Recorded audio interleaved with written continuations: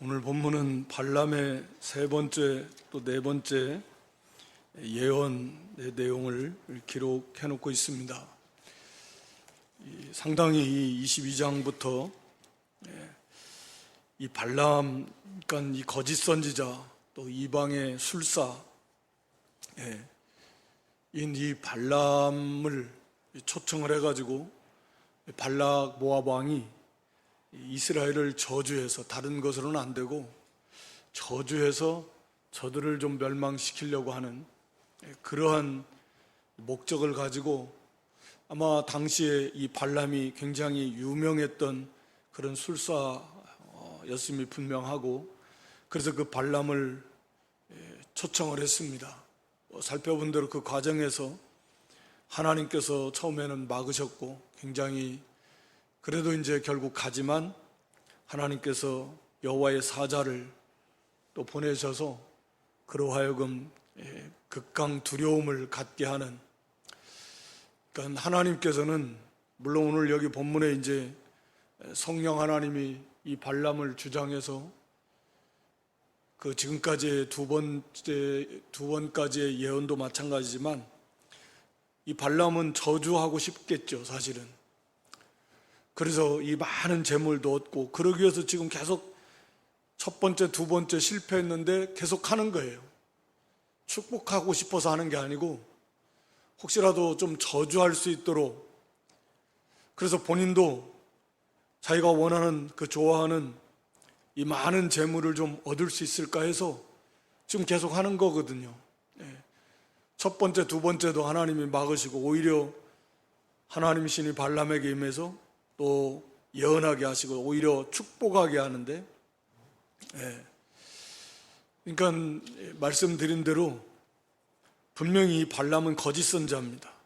아마 계시록에도 나오고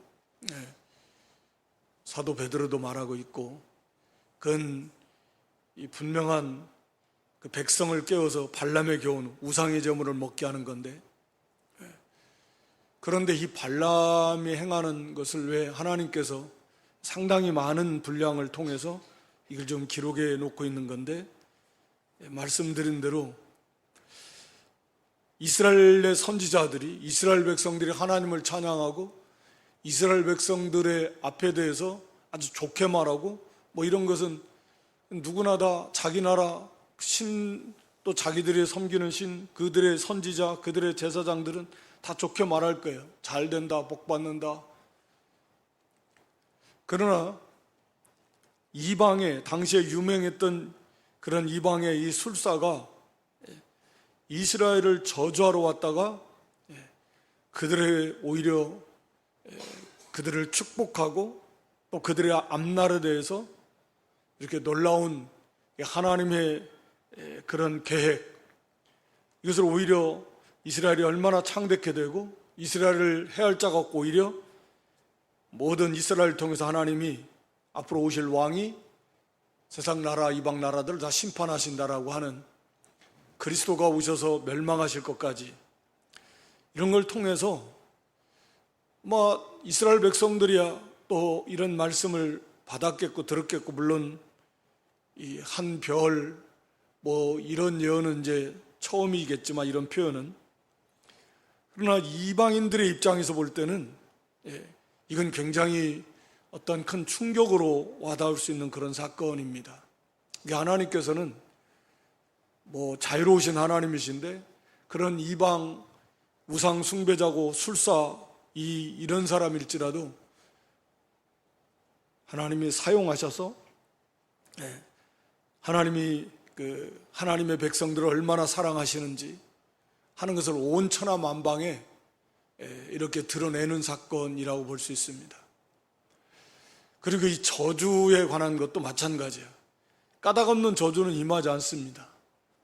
그냥 뭐 천하에 누가 갔다가 저주한다고 저주가 임하고, 막 복을 빌어준다고 복이 임하고 그러겠습니까? 뭐 하나님께서 뭐 그러실 수 없잖아요. 절대 주권의 하나님이고 신격의 하나님이요, 다시 말하면 신적 지성과 감정과 의지를 가지신 완전하신 하나님께서 하나님 뜻에 맞아야 그 저주도 내리시고 하나님 뜻에 맞아야 복도 주시는 거지. 그냥 저주해달라 그러면 저주가 내려오고, 그냥 복 달라 그러면 복이 내려오고. 이방신들 섬기는 사람들의 특징인데, 그런 거 아니잖아요. 그러니까 아무리 여기 발람이 와서 저주를 한다고 해도 이스라엘에게 저주가 임하지 않습니다. 하나님의 뜻이 아니라면 당연히 임할 수 없는 거죠.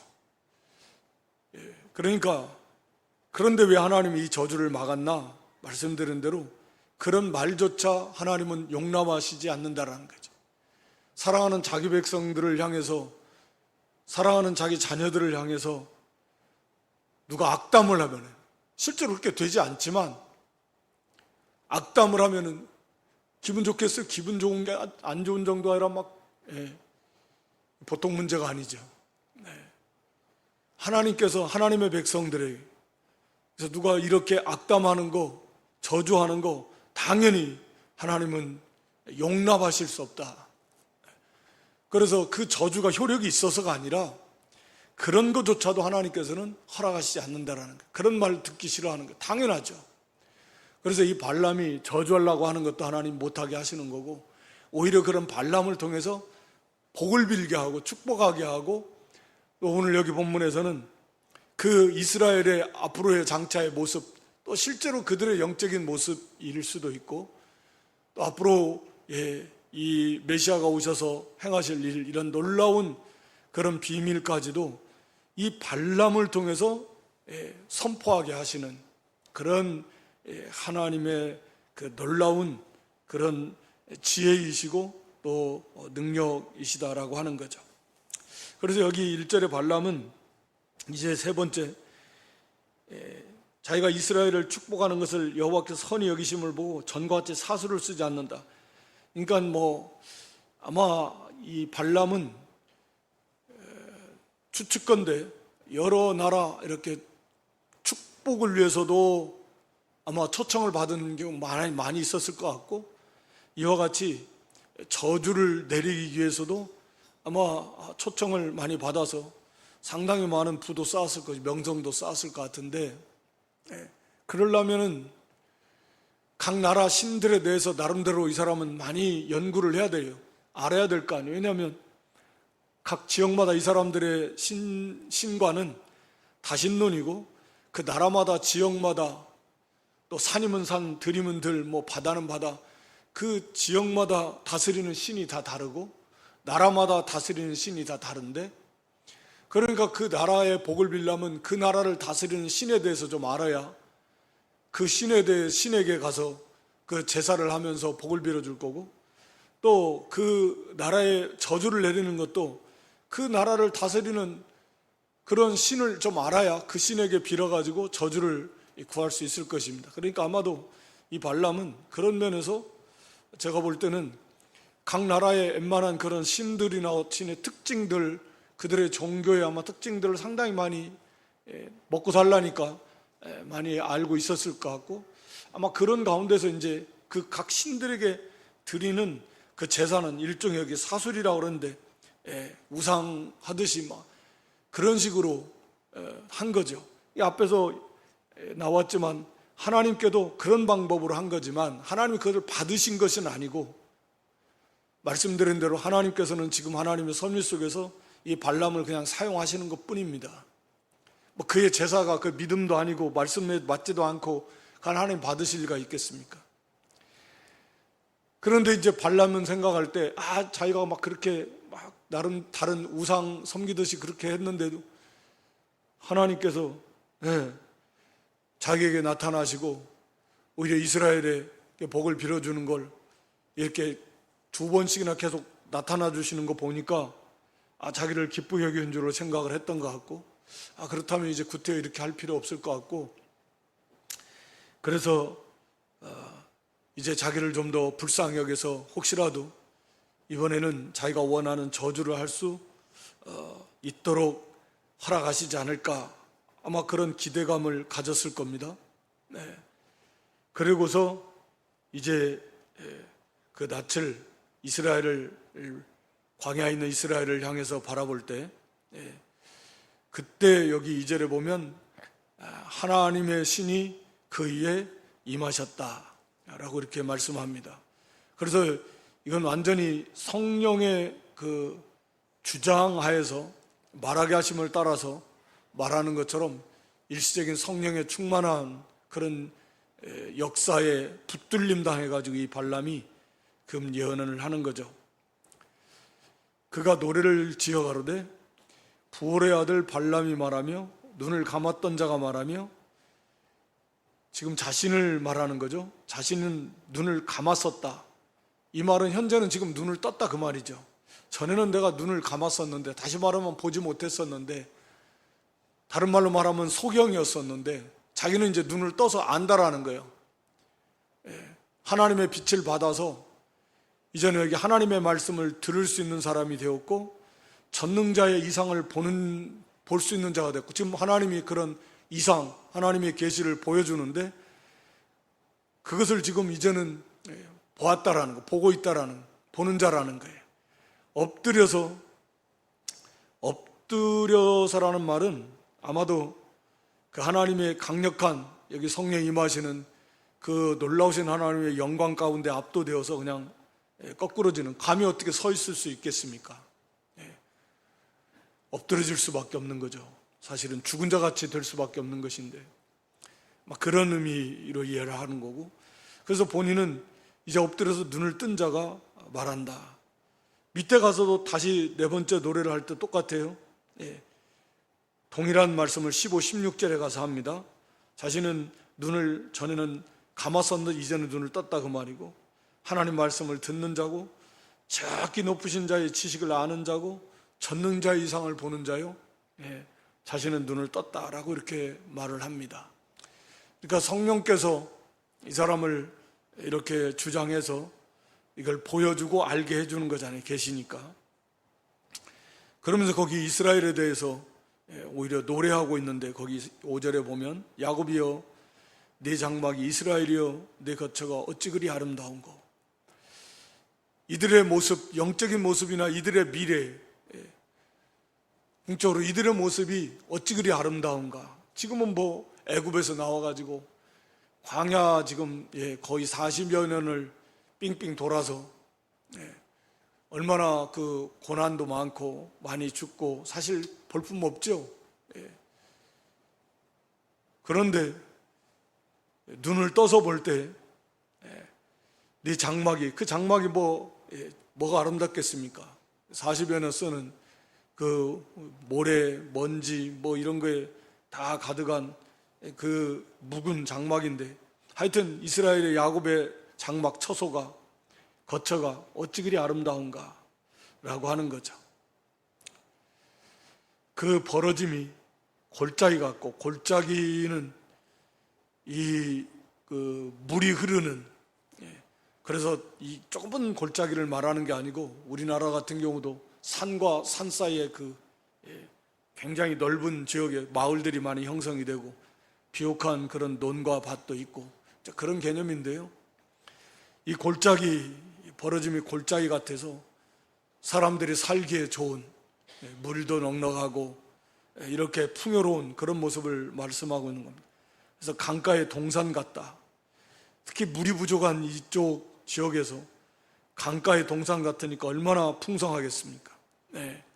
끊임없이 물된 동산과 같다라는 건데, 부족함이 없이 계속해서 하나님의 은혜가 차고 넘쳐서 부족함이 없는 그런 풍성한 모습, 아름다운 모습, 여호와의 심으신 침향목들과, 침향목은 아주 그 귀한 나무라고 하는데, 이런 아주 존귀한 그런 향을 나타내는 그런 나무들, 또는 백향목, 물가의 백향목 같이 아주 그 든든하고 견고하고 곧고 또 가치 있는 그런 나무들을, 식물을 비해서 이스라엘의 모습이 그와 같다. 7절에 가서는 그 통에서는 물이 넘치게 할 것이다. 물이 막 철철철철 넘치는 거예요. 물지개를 지고 가는데, 그러니까 물이 부족한 지역에서 이렇게 물이 차고 넘칠 만큼 그렇게 풍성한 그런 이스라엘의 모습을 지금 이제 보여주고 있는 겁니다. 그 종자는 많은 물가에 있으리로다. 그 왕이 아각보다 높으니 그 나라가 진흥하리로다. 아마 아말렉 세력들, 그 모든 원수들보다도 그 왕이 궁극적으로 오실 왕이겠지만 더 강하고, 그래서 나라가 든든히 서갈 것이다. 8절에 가서 보면 하나님이 그를 애굽에서 인도하여 내셨으니 그 힘이 들소와 같다. 그래서 그 대적들 삼키고 그들의 뼈를 꺾고 화살로 쏘아 꿰뚫으리로다. 이제까지도 그렇고 앞으로도 그렇다 그 말이에요. 그래서 수사자와 같고 암사자와 같아서 누구 건들 자가 없다라는 거예요. 그와 같이 강력한 이스라엘의 모습, 꿇어앉고 누움이 수사자와 같고 암사자 같아서 일으킬 자가 누구랴. 그래서 이 민족을 손댈 수 없다. 지금 발락은 이 발람을 통해서 이 민족을 멸망시키려고 하는데 오히려 복을 앞에서 빌어줬고, 이 민족은 이렇게 강해서 다 삼키고 적국들을 뼈를 꺾어버리고 다 멸망 짓밟아버리고, 이들은 강함이 사자와 같다, 수사자 암사자와 같아서 감히 손댈 자가 없다라는. 그러면서 이제 거기 너를 축복하는 자마다 복을 받을 것이고 너를 저주하는 자마다 저주를 받을 것이다. 그러니까 이게 이 발락, 1차적으로 발락 같은 경우는 이스라엘을 좀 저주를 못해가지고 안달인데 오히려 그가 하나님의 저주를 받을 것이다. 그런 말이나 똑같은 거잖아요. 아브라함에게 하나님이 약속하신 그런 내용인데, 축복하는 자, 하나님의 백성, 하나님의 성도, 교회, 나라를 복을 빌어주는 자마다 복을 받을 것이고, 그걸 대적하는 자, 저주하는 자마다 하나님의 저주를 받을 것이다 라고 하는 것입니다. 그러니까 이 이방 그런 거짓 선지자 술사를 하나님이 사용하셔서 그 이스라엘의 모습을, 실제적인 모습, 또 앞으로의 그 영적인 모습, 이런 모습들을 이렇게 보여주는데, 이 발람의 표현이 말씀드린 대로 눈을 자기는 감았었는데, 소경이었었는데 눈을 떴다라는 거예요. 눈을 떠서 바로 이제는 하나님도 알고 하나님의 백성들의 그 존귀, 그 영광, 그 아름다움을 이제 알겠다라는 거예요. 또 그분의 말씀도 듣고 그분의 말씀도 알겠다. 오늘 우리에게 주시는 말씀이면, 우리가 눈을 다 전에는 소경이었었는데 눈을 뜬 자다. 우리 사도행전 26장 17, 18절에도 보면 하나님께서 사도 바울을 그 이방인의 사도로 보내시면서 하시는 말씀이거든요. 그래서 저에게 보내어서 그 눈을 뜨게 한다래요. 어둠에서 빛으로. 그러니까 하나님이 빛이시고 예수님이 참 빛이신데, 사도 바울도 빛이 임한 다음에 눈이 어두워졌는데 참 빛이 임하니까 자신이 지금까지 소경이었다라고 하는 것을 보여주는 거잖아요. 그러기 전에는 자기가 눈을 뜬 자인 줄 알았어요. 요한복음 9장에서도 그렇게 말씀하고 있지만, 그러니까 자기가 눈을 떠서 다 보고 아는 줄 알았는데 참 빛이 비추고 나니까 내가 소경이었구나, 이제 내가 눈을 바로 떴구나, 하나님을 알고 생명의 세계가 무엇인지 알고, 그 세계가 오늘 이 발람을 통해서 주시는 말씀에 의하면 어찌 그리 아름다운고, 어찌 그리 아름다운고. 우리가 지식으로는 아는데 진짜 이게 우리 영의 눈이 열리고, 사도 바울도 우리 에베소 1장 17절 이하에 보면 마음의 눈을 밝혀달라고 기도하고 있는데, 그러니까 우리가 진짜 눈을 떴나? 눈을 안 떴으면 당연히 안 되겠죠.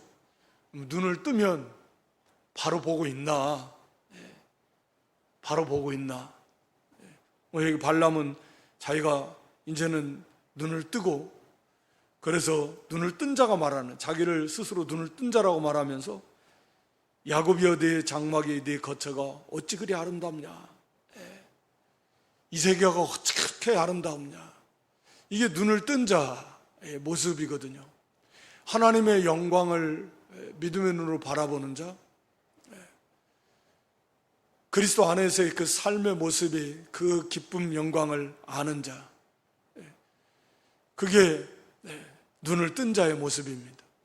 물론 당연히 빛이 임해서 이제는 기본적으로 우리가 선악을 또 진리와 비진리 이걸 다 분별하고 이제 바른 길을 가야 되는 건데, 눈을 뜬 자가 외형적으로는 볼품없고 우리 성막이 그렇듯이, 성막이 겉에는 얼마나 볼품없잖아요.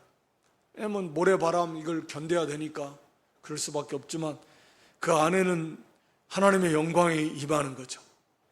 그 세계에는 아무나 못 들어가지만 그 당시에는 들어가 본 사람만이 알 수 있는 거잖아요. 그 아름답게 오묘하게 그렇게 수놓은 그런 이런 천사들의 모습이라든가 거기 하나님의 영광이 빛이 비출 때 그 아름다움이, 이거 세상적인 눈으로 볼 때는 교회나 성도의 삶의 모습이라고 하는 것이 우리가 아는 대로 그렇게 별 볼 일 없는 거죠. 재미도 없을 것 같고 맛도 없고.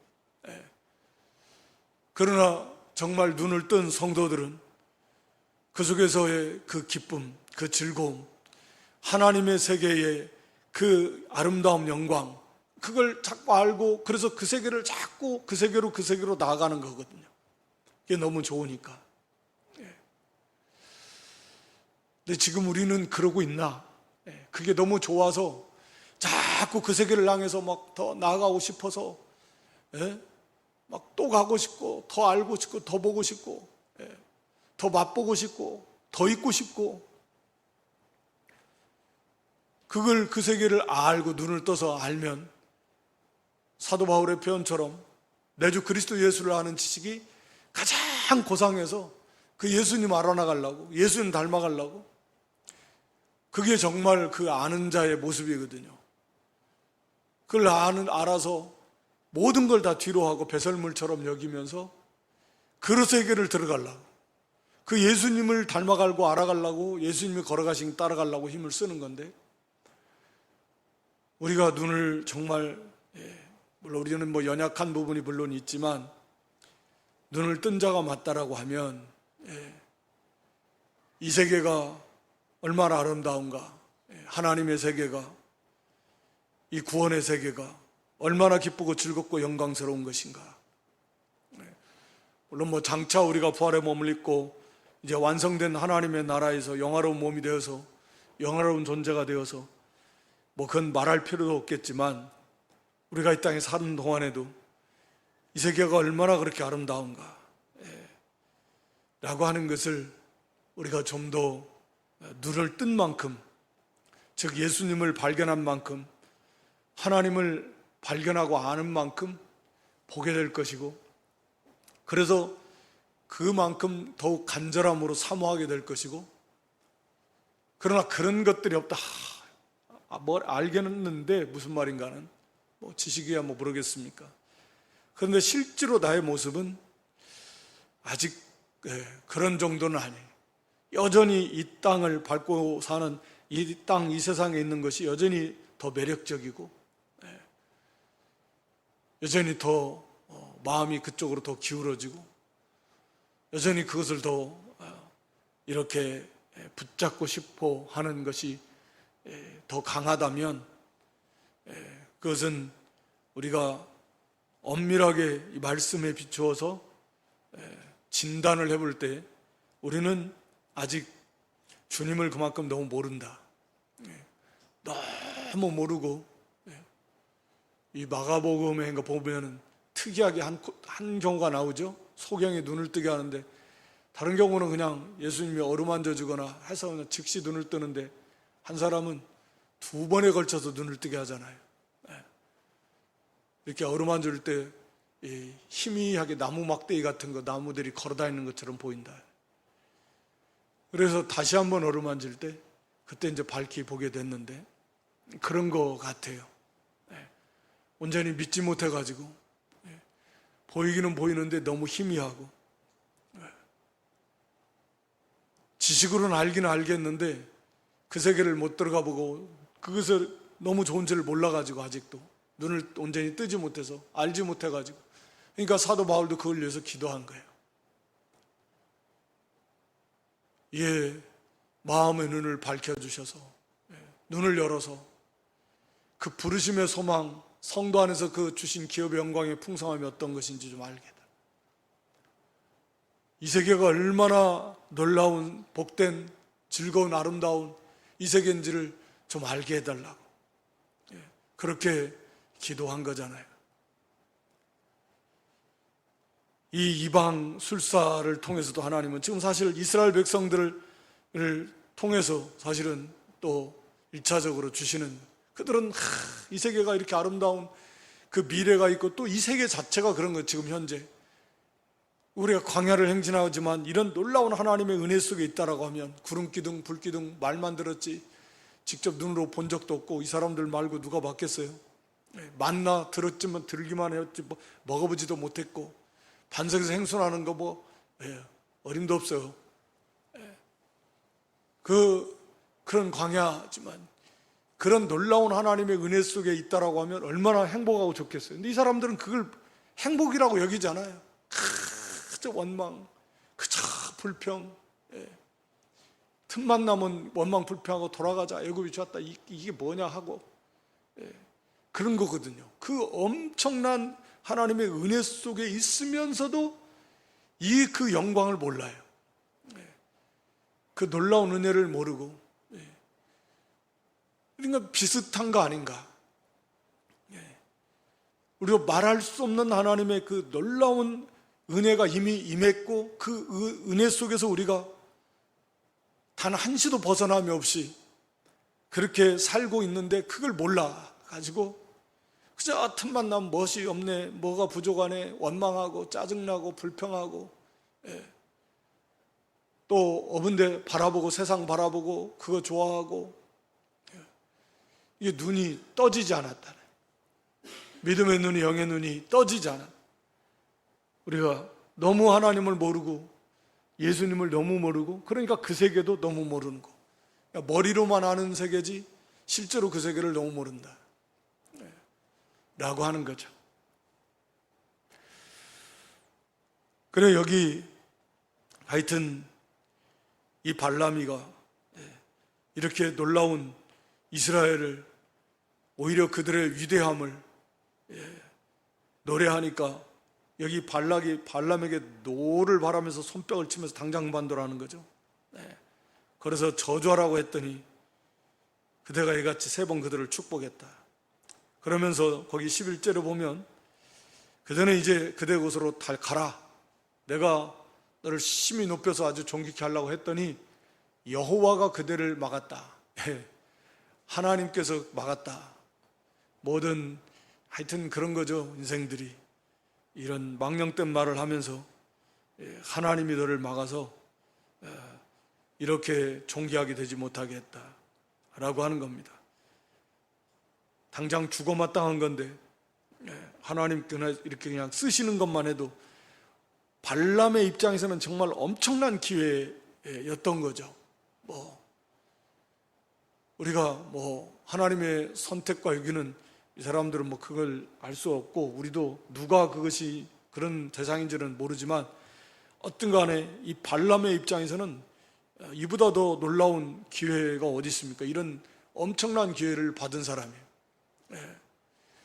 오히려 하나님이 당장 죽여 마땅해야 되는데 막아가지고 그거 오히려 이런 놀라웠게 쓰임받는데, 근데 오히려 이제 하나님이 막았다.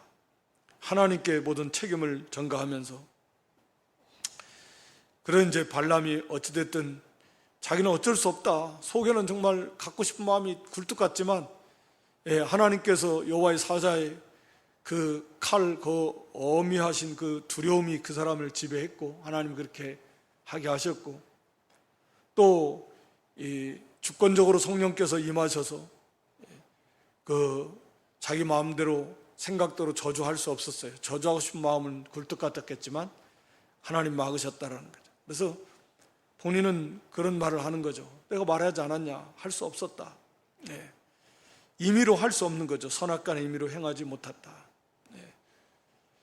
그러면서 14절에 나는 내 백성으로 돌아가냐. 들으소서 내가 이 백성의 후일에 당신의 백성에게 어떻게 할 것을 당신에게 구하리다 하고 이제 네 번째 노래를 지어서 말합니다. 똑같은 표현을 씁니다. 그러면서 엎드려 눈을 뜬 자가 말하기를 17절에 내가 그를 보아도 이때의 일이 아니고 내가 그를 바라보아도 가까운 일이 아니로다. 그러니까 앞으로 먼 시간과 공간을 멀리 지나서 그리스도 메시아가 오실 일을 예언하는데 한 별이 야곱에게서, 그래서 우리가 성탄절 전에 보통 그 동방의 박사들의 이 별을 보고 이 발람의 이 예언이 이렇게 전해져서 이스라엘의 메시아 한 별이 나타나는데 내 메시아 탄생을 알리는, 그걸 참 신기하죠. 그걸 믿고 바라보고 준비했다가 동방의 박사들이 그 주님을, 그 성탄하신 주님을 영접했는데 한 별이 야곱에게서 나오고, 한 별이라고 하는 것은 새벽별, 예수님께서도, 그러니까 이 별의 특징은, 그러니까 당시에는 이 방향을 가르쳐 주는 거죠.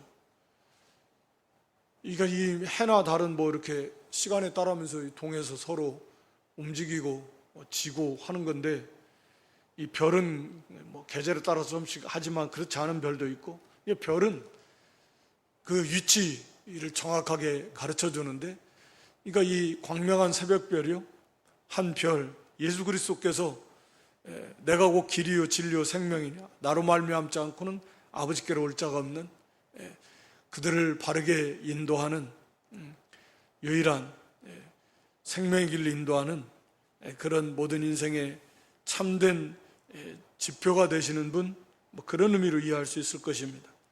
한 홀은 이제 왕으로 오신다는 거고, 이스라엘에게서 나오셔서 모압을 심판하실 것이고, 그 다음에 18절에서는 에돔도 역시 심판하실 것이고, 또 그 남은 자들은 다 멸절시키실 것이다.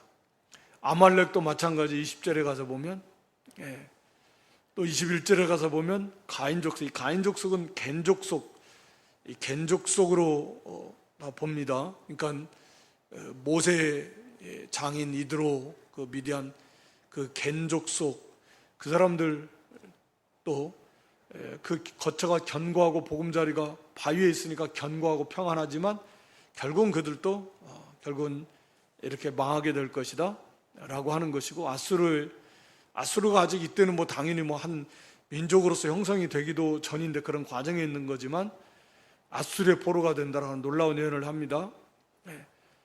그리고 이제 23절에 가서 보면 슬프다고 말하는 거예요. 슬프다.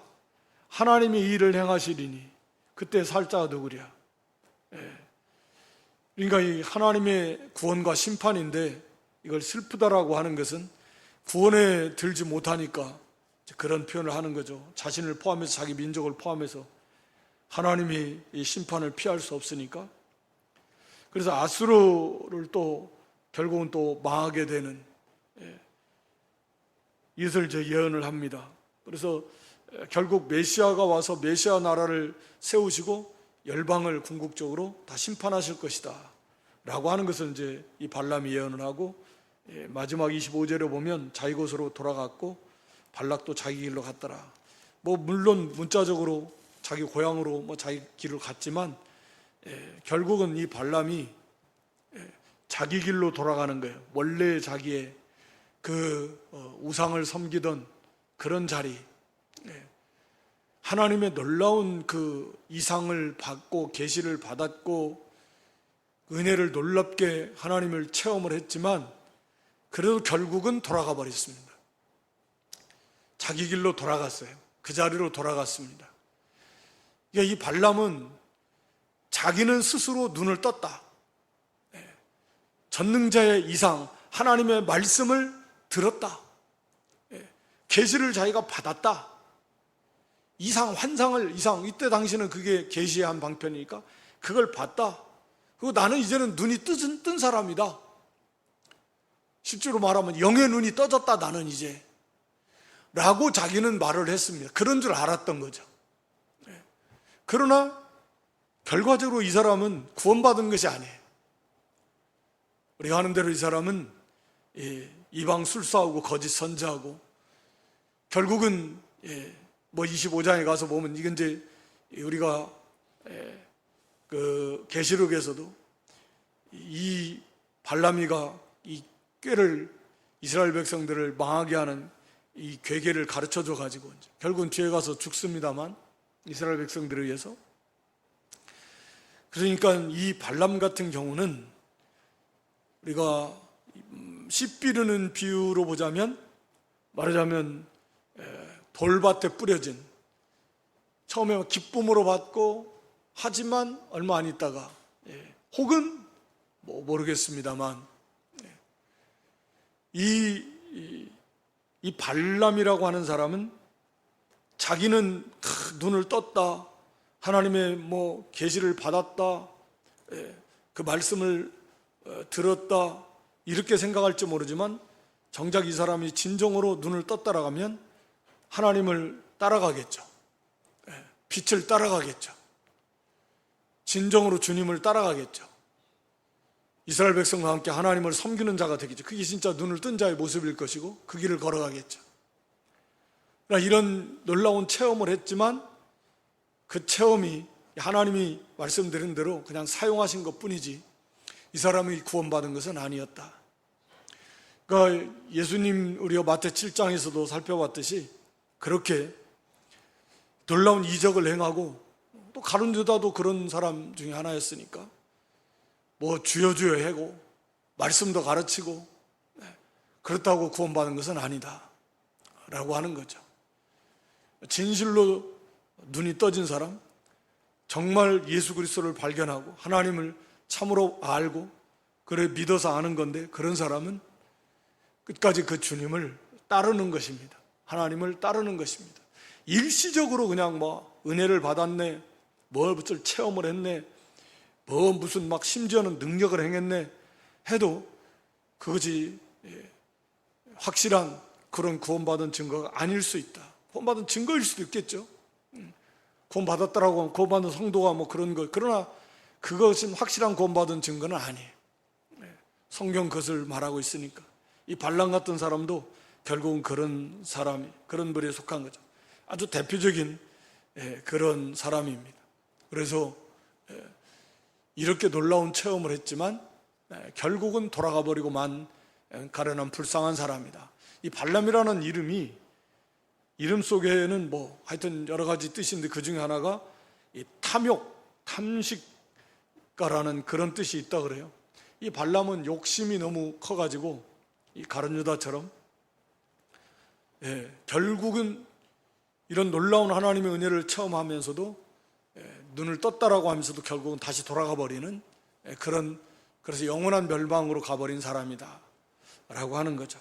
오늘 이 저녁에 우리가 그 이방 술사를 하나님이 사용하시는 그 하나님의 그런 역사 속에 담겨져 있는 하나님 백성을 향하신 하나님의 사랑, 그리고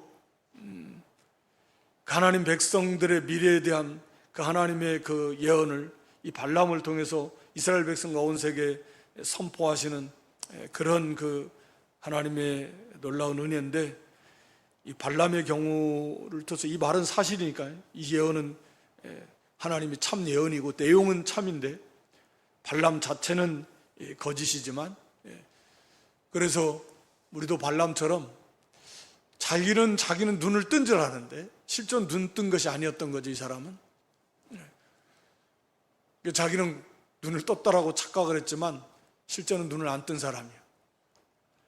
우리 가운데 그런 사람은 없어야 되겠죠. 당연히 우리가 진실로 예수 그리스도를 발견하고 다시 말하면 믿고 알고 그 사람은 끝까지 주님을 따르고 눈을 떴다라고 하면 그 세계를 발견했으면 그 아름다운 어찌 그리 아름다운고 어찌 그렇게 영광스러워 이것을 비록 우리가 불완전하고 연약한 부분이 물론 있지만 그걸 알기에 매일매일 싸워서 끊임없이 유혹하는 우리에 있는 부패성의 이 죄악의 욕구를 물리치고 어찌하든지 우리가 그 그리스도의 세계로, 생명의 세계로 이 세계를 향해서 나아가서 정말 그것을 맛을 보고 하나님을 알고 안 만큼 그 영광이, 그 기쁨이, 그 생명이 그만큼 풍성해지게 될 것이고, 그러니까 또 더 사모하게 될 것이고, 계속 선순환이죠. 그렇게 해서 우리가 점점 더 이렇게 그리스도를 많이 알아나가고 그 속에 놀라운 그런 생명을 맛보고 누리면서 이 땅에서도 승리하며 살아가는 저와 여러분 다 될 수 있기를 주님의 이름으로 축원합니다.